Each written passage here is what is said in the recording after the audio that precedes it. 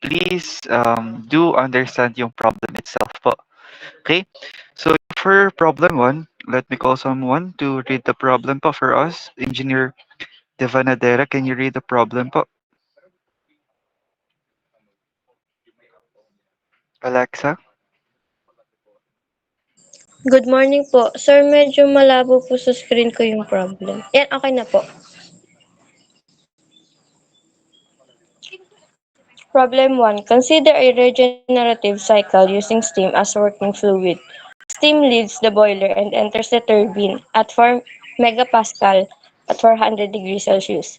After expansion to 400 kPa, some of the steam is extracted from the turbine to heat the feed water in an open feed water heater. The pressure is feed water heater. The pressure in feed water heater is 400 kPa and the water leaving it is saturated liquid at 400 kPa. The steam that is not extracted then expands to 10 kPa. Determine the work of the pump, work of the turbine, heat added, and the cycle thermal efficiency. Okay po, thank you for that. Thank you for that, engineer, for reading the problem. So as you may know, ang dami pong given dito na pressure. But upon looking on your pressure, you have there your 4 megapascal, 400 kPa, 400 kPa, 400 kPa, and lastly your 10 kPa. As you may know, these three is just the same. So meaning, nasa isang guhit lang po sila ng pressure line. Okay po? So when you'll be arriving at your TS diagram, so before po kayo magpunta ba muna dun sa TS diagram ninyo, write your summarization, your assumptions, and lastly, your analysis. Okay po, sa analysis natin, dito po yung TS diagram natin yung inilalagay. Okay po, for your analysis, let me write or draw here your TS. Okay? Yan. So, sa TS po natin, sabi po natin, we have there one extraction. O, paano po nasabing one extraction lang? Kasi po, sabi po dito, after expansion, some of the steam is extracted from the turbine. Tapos isa lang po yung pressure given natin. Therefore, isang beses lang po siya nag-extract. Therefore, basically, ang drawing po nito would be, these are state point 1, state point 2, state point 3, state point 4, state point 5, state point 6, state point 7. So, connecting this, you'll get there this. Yan.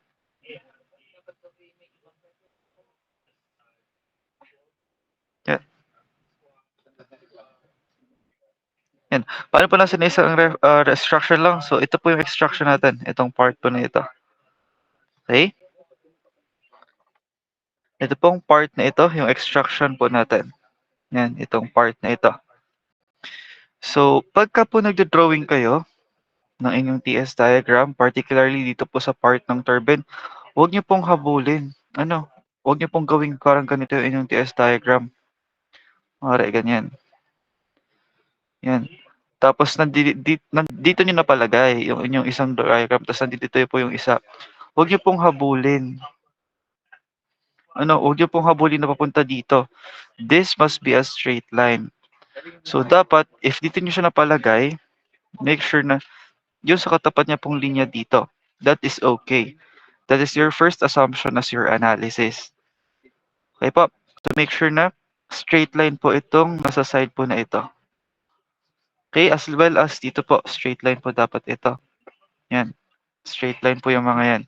Kasi po, meaning ng isang straight line, pababa, yan po is constant entropy. And sa turbine, as well as sa pressure, constant po yung entropy natin. So, huwag niyo pong habulin na pumasok sa loob ng dome yung inyong, sa loob ng dome yung inyong points. Okay lang po na nasa labas because that is your first assumption based on your TS diagram. Okay po? So now, let me write here yung ating mga pressures. Sabi natin, we have there three given pressures which is 4 MPa. Yung isa pa po natin, that is 400 kPa. Converting this to your pressure, or in megapascal, that would be 0.40 megapascal. And another pressure, which is 10 kilopascal. Converting this to megapascal, that would be 0.010 megapascal. We goods? Goods po tayo dun sa pressures po na nasa problem. Pakita po ng reaction if we're goods. Okay, we do say that when you have your pressures there, may mga given pressures po kayo. So, arrange niyo po siya sa inyong TS diagram from highest to lowest hierarchy po. So, from there, you'll be having here your 4 megapascal. You can write here your 0.40 megapascal and the lowest pressure, which is 0.010 megapascal.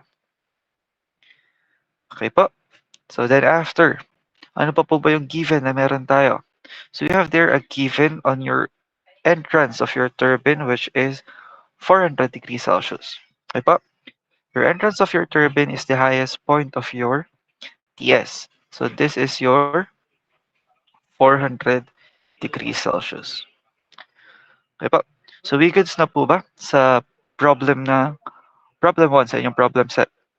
So for those who have started your problem set, ito po yung um, TS diagram ng problem 1.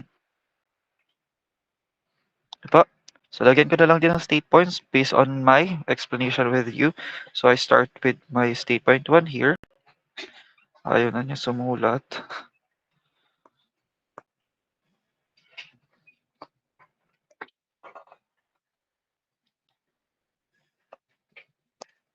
Ayaw na niya sumulat.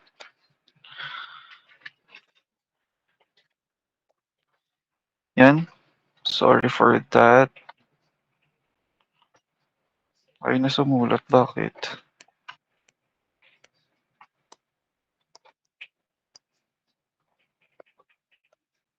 So ganyan po yung ano natin.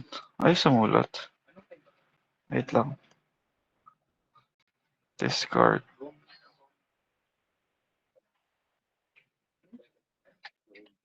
Sulat ko yung ulit.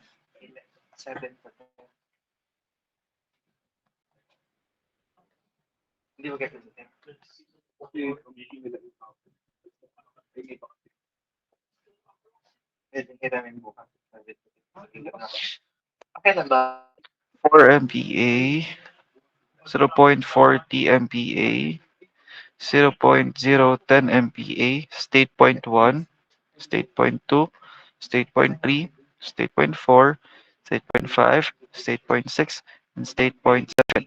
We gets pa with the state points. Again, this is 400 degrees Celsius. Gets ba tayo? Yan. So, tama na po kayo pagdating sa exam as well as dun sa ating magiging quiz if may ganito man po nag-ipin. Okay po. So, after this, let me have your problem 2. Discuss natin yung problem 2. Engineer De La Peña, Sarah, can you read the problem 2 po? An ideal regenerative turbogenerator unit received 9 megapascal of rotor steam at 390 degrees. Reheat occurs at first breeding point of 3.4 megapascal and second and third extraction are at 0.98 megapascal and 0.29 respectively for condenser vacuum of 210 mmHg. Find the cycle thermal efficiency and energy rechargeable and ideal thermal efficiency. Okay, thank you for that, engineer. So, this problem 2 is a reheat regenerative engine. Okay po? So, meaning, meron po tayong reheat as well as regeneration or the regenerative cycle. So, this is the combination of both. So, technically, medyo mahaba po itong konti. Konti lang naman. So, you have there your given pressure, such as 9 megapascal. Your first bleeding at 30.4 megapascal. Second and third, which is 0.98 and 0.28. And lastly, your condenser pressure drop up is 210 mmHg. So ilan po kayong extraction meron tayo? So you have their first, second, and third um, extraction. Meaning po, kapag may tatlo tayo extraction, therefore meron po tayong apat na pump. Ay po, sa laging kapag ka ganun, yung extraction po natin plus 1, that would be the number of your pumps. Okay po? So, so you may know here, this is a unit of pressure then, so that is 210 mmHg. So that is millimeters per millimeter mercury. So to convert that, dapat alam nyo ito sa papuntang pressure, which is your MPa. Paano po ba siya kino-convert? So in converting this pressure po, you must know that 1 atm is equal to 760 mmHg. And 1 atm is equal to 0.101325 MPa. Okay po? This is a conversion papunta pong MPa. So sana po tanda po ito, this is discussed on your thermodynamics 1. That is 210 mmHg multiplied to 1 atm over 760. This is 760 mmHg. Then multiplied it to your conversion of your atm to megapascal. That is 0.10325 megapascal. Okay po?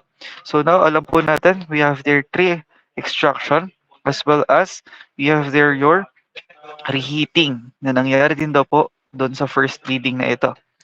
So from here, so again, do your summarization, assumption, and your analysis would be like this. Okay, so let me draw it here. Okay, sorry.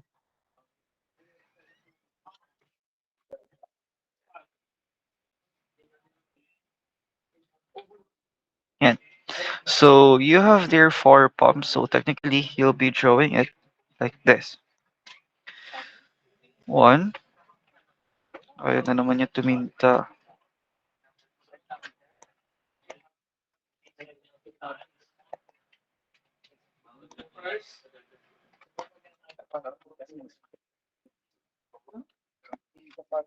Lang po.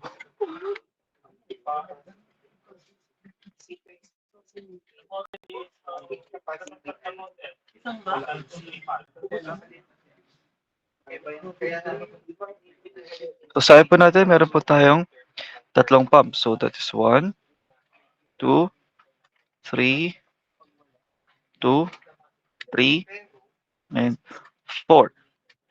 This is pump 1, straight line. Pump 2, straight line. Pump 3, straight line. Pump 4, straight line. So yan. So sabi po sa atin dito, we have there your state point 9 as a given temperature. Meron po tayong given ditong temperature. So later lagay natin. Then, sabi po, sa atin daw pong first bleeding, nangyari din daw po ang reheat. So after bleeding, we have there your reheat. So reheat daw po natin. So as you may see here, so sa ating given problem, there is no given reheat temperature. So therefore, your entrance on your regenerative turbo generator, so turbine yun, is the same with your reheat temperature. Okay po? So this too has the same temperature. So then after, sabi po, ang atin daw pong, this is a straight line. Yan. So sabi daw po, meron po tayong dalawang extraction, second and third extraction at 0.98 and 0.28 megapascal respectively. So this would be your extraction here and another extraction here and lastly at your condenser. Okay po. So let me write all the pressures na meron po tayo here. So for the first one, you have there 9 megapascal. So this is the highest one. So that is 9.0 megapascal. Second highest is the reheat, and your first bleeding, which is 3.4 megapascal. Technically, this is also 3.4 megapascal. Okay, next you have there 0.98 megapascal. That would be 0.98 megapascal. Followed by your next extraction, which is 0.28 megapascal. Then, upon getting the converted value of your 210 mmHg to megapascal, so yun po yung dito sa pinakababa natin. So let me write it here as 210 mmHg. Okay pa? So, getting all the state points here, numberan ko lang. You have there state point 1, 2, 3, 4, 5, 6, 7, 8, 9, 10, 11, 12, 13, and lastly, 14. So we have here 14 state points. Eh pa, maliwanag po ba yung 14 state points kung paano po natin kinuha yung pressures at paano po natin siya drawing? Maliwanag po. Okay po. So upon doing this, alam po natin sa isang regeneration as well as sa isang reheat, regenerative, Rankine cycle, we have your mass extraction. So ano po ba yung mga mass natin dito? So on your state point 10, you'll be extracting that Y. Okay? On state point 12, you'll be extracting here your Z. Then on your state point 13, let me name your extracted percentage of mass here as A. And on your state point 14, let me write it as your, yan, tama pala. Tatlo lang extraction, so that's Y, Z, and A. So yung Y po natin, binawas natin sa state point um, 10. So therefore, yung pupunta na lang po dito sa part na ito, yan, yung pumunta na lang po dito sa part na yan, would be 1 minus Y. Okay po? So that is for your reheater as well as your turbine 2. Kasi po, ito po yung inyong turbine 1. Next, after, nag-extract daw po tayo sa state point 12 ng Z. Therefore, ang pupunta na lang po dito sa turbine na ito would be 1 minus Y minus Z. Okay po? And then after, dito naman po sa ating state point 13 daw, nag-extract po tayo ng A. Therefore, nabawasan ulit yung papasok dito, which would be 1 minus Y minus Z minus A. Okay po? So, ito pong 1 minus Y minus Z minus A po natin would go also papunta po dito sa state point 3. So, that would be 1 minus Y minus Z minus A. And upon adding your A here, yung result natin dito would be 1 minus Y minus Z. And dito po, pupunta po ito dun sa state point 5 natin, which would have receive also state point 12Z. So therefore, ang re-release po natin ito is 1 minus Y. Then, your state point 7, this state point will receive Y. So therefore, ang papasok na po ito is 1. And this one will run up to your state point 10.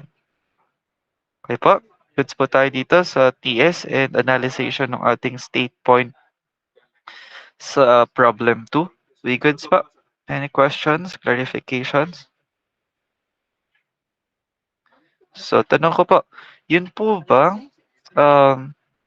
mass balance is ilalagay ko na po sa TS diagram? Pwedeng hindi po, pwede nyo po ilagay. Pwede po ba ako gumamit ng iba't ibang kulay ng papel? Iba't ibang kulay ng ballpen? Yes po, pwede po. As long as your paper would be clean and neat. Po, clean and neat. Sorry if yung drawing ko pa is medyo magulo. Ang dulas lang ng screen. Ano? So, as long as your paper would be clean and neat, you may use other color of pens. Okay. So, in here, you'll get the thermal efficiency, the energy chargeable, and the ideal thermal efficiency. So, paano po ulit tayo kumuha ng energy chargeable? Energy chargeable. So, your energy chargeable would be um, highest enthalpy, which is H9. Yung highest po natin dito is H9 and lowest po natin is H1. Plus, ano pa po yung ating may height addition? This one pa. Therefore, that would be H11 minus H10. That is your energy chargeable. Diba? I'm giving you 1 point on this part of the problem. Diba, we goods with the problem 2? Can we move forward pa papunta sa problem 3? But you can take a screenshot of this so you may have the reference.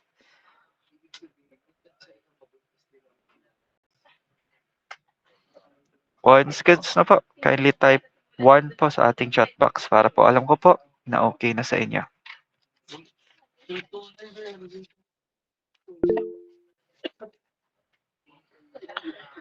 Okay po. Thank you for that. So, next but not the least, our problem 3 is this problem. Engineer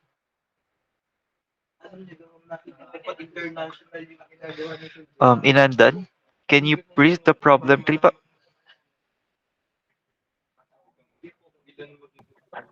Problem 3. Out 6.9 megapascal and 470 degrees Celsius enters the turbine and expand to 1.9 megapascal, where Y is extracted for feed water heating. The remainder is withdrawn and reheated to 360 degrees Celsius.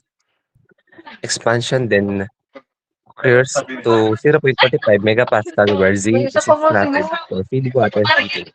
The remaining state is withdrawn and reheated to 290 degrees Celsius. Final expansion now occurs to a condenser pressure of 0.014 megapascal for ideal cycle with 1 kg of throttle steam. Find our work net and cycle efficiency. For ideal engine, turbine work and ideal thermal efficiency. And for an engine of 33500 kilowatts, what is steam flow rate in kg? Kilogram per hour. Okay, thank you for that. So may nakalimutan lang po ako saglit dito sa ating problem 2, steam diagram. I mean TS diagram. So dito po, nagkulang lang ako. Lagay ko lang dito yung temperature po. This both state point 9 and state point 11 has a temperature of 390 degrees Celsius. 390 degrees Celsius.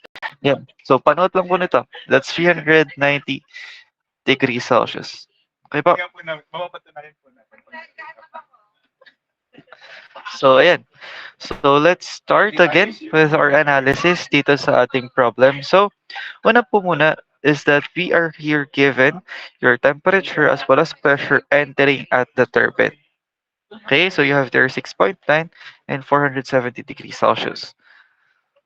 Okay, then after that expands daw po papunta sa ating so ibig sabihin lumabas ang turbine at 1.9 megapascal. Kung saan daw in-extract natin si Y. And then after extracting Y, nag-reheat daw po. Okay? The extracted feed water heating, then the remainder is withdrawn and reheated to 360 degrees Celsius. Okay? So expansion then occurs to 0.45. So after reheating, nag-expand daw po ulit. So baba po ulit siya. So that occurs at 0.45, I mean 0.45 megapascal. Saan naman daw nag-extract tayo ng Z? Okay? C is extracted for the feed water heating. And then the remaining steam is withdrawn again and reheated again to 290 degrees Celsius. So your final expansion now occurs at a condenser pressure of 0.014 megapascal for the ideal cycle with 1 kilogram of throttle steam. So ngayon, ang pag-point drawing natin ito, so sabi po dito, this is a regenerative reheat regenerative then. Kasi we have there the withdrawal and also the reheating. Diba? Withdrawal can also be a term for bleeding. Diba? So in drawing that, let me draw here again a TS diagram.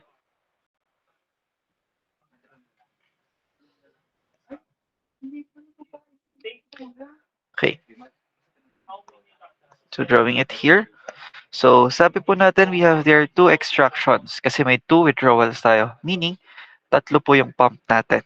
So, let's draw here. This-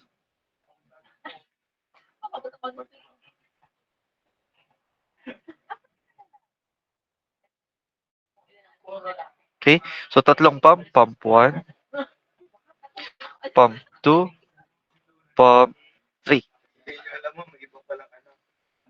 So, ayan. This is your state point 1. Tapos sabi po, nag-withdraw. So, pagka po withdrawal, dapat po kapantay po nito sa pump. Kasi pupunta pa yung withdraw natin papunta sa pump. Okay po? So, then after withdrawing daw po tayo dito, sabi po natin, inireheat daw po ulit. So, tataas po siya ulit. Then, nag-withdraw daw po, nag-expand daw po tayo papunta doon sa specific pressure. Then, nag-withdraw ulit. And then, after withdrawal, nag-reheat daw po siya ulit. Okay? And then, lastly, ni-release niya na daw po hanggang papunta kay condenser. Okay po? So, as you can see here, pagka po nag-expand, straight po ito. Okay po? Take note po, straight po yung mga pump at turbines po natin. Okay, huwag niyo pong habulin yung ano, kasi po kaya bumababa yung scores kasi hinahabol po. Ang nagiging itsura po ng diagram is nakaganyan. Eh, kapag po ganyan, naging constant po dapat yun yung pressure. Okay po? So, mabalik po tayo sa ating diagram here. So, you have there your given pressures. Your given pressures is given in megapascal. Tama po ba? In megapascal? Yes, it is in megapascal. So, we have there our highest pressure, which is 6.9. That would be 6.9 megapascal. So from here, we are also given here a temperature, which is 470 degrees Celsius. Okay po? Then, sabi po sa atin dito, in-expand daw po natin yung ating um, steam or yung ating fluid up to 1.9 megapascal. So therefore, yung 1.9 po natin is dito po. That is this line. Okay, this would be 1.9 megapascal. So ito po ba is 1.9 megapascal? Yes po. Kasi po, this is constant pressure dito sa part na ito. And then, it is also stated here on our given problem that we have extracted Y on that feed for feed water heating. So at this point, we have extracted Y. Y po yung in-extract natin dyan. And we are also given with temperature under the heater, which is 360. If I'm not mistaken, that is 360. 360 degrees Celsius. Okay po. Then after, in-expand daw po ulit natin yung ating nakuhang steam up until 0.45 megapascal. Okay, sabi po dito. So you have there 0.45 megapascal. At dito daw po, in-extract natin si C. Yan. So is our pressure the same here? Yes po, this is 0.45 megapascal. Okay po. And then we are also given here a temperature, which is our heating temperature, which is 290 degrees Celsius. 290 degrees Celsius. Okay. Then you have here your last pressure, which is 0.014 megapascal. Is all our givens included dun po sa ating problem? Yes po. We have there your 6.9 megapascal. Very good, 6.9 megapascal. You have there 470 degrees Celsius. You have there 1.9 megapascal. And we have extracted Y double dito. Then we have heated our remaining fluid to 360. Then after we have there expanded again up to 0.45 and extracted C there. Then reheat that up until 290 degrees Celsius. And lastly, your condenser pressure is 0.014 megapascal. So that is a complete TS diagram. But take note, kulang pa tayo ng numbers. So therefore, let me write all our state point numbers here. That is state point 1, 2, 3, 4, 5, 6, 7, 8, 9, 10, 11, and 12. Okay pa? So, yung extracted natin dito is y. So, therefore, yung magagamit nyo po dito sa part na ito would be 1 minus y. Then, we have extracted z here at your state point. Then, that would be ang magagamit nyo lang po dito sa side na ito would be 1 minus y minus z. And up until here, so that is 1 minus y minus z. And dito, pumasok din si z. So, therefore, 1 minus y. Then, pumasok si y. Therefore, 1. Okay po, we goods with your problem 3. We goods po. Okay po. So, do you have any questions with our problem set? Clarification po. So, I hope okay na po yung ating problem set. Masasagutan siya ng tama. As well as malinis na po. Kasi po, your TS diagram had been already established. If nasimulan nyo na po, try to recalculate if there are something wrong with your calculations based on your TS diagrams. If wala na pong questions or if may question po, you can tap your raise hand button if may question. If wala po, you can type 5 po sa chat box.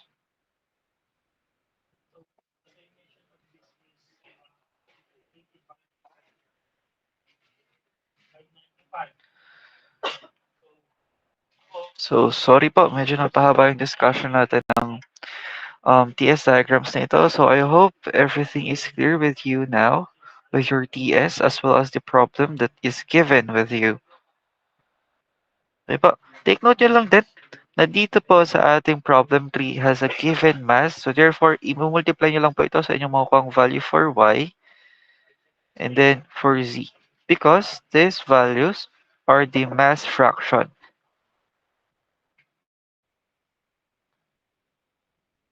Yan. Okay po. So, we goods again with all of the problems. So, tatlo lang naman po itong problem. So, you can solve it for the rest of your time today with my subjects. With my subject.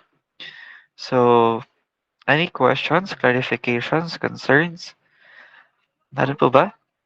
So, I'll stop sharing this. So, sorry if hindi ko ito ma-share po sa inyo. Itong diagrams po na ito kasi po, this is really somehow given with you ngayon sa discussion natin. Okay po, so I hope may screenshot po yung iba. If meron po sila, you can get copy from them. So, sana mag-share po tayo sa classmates natin.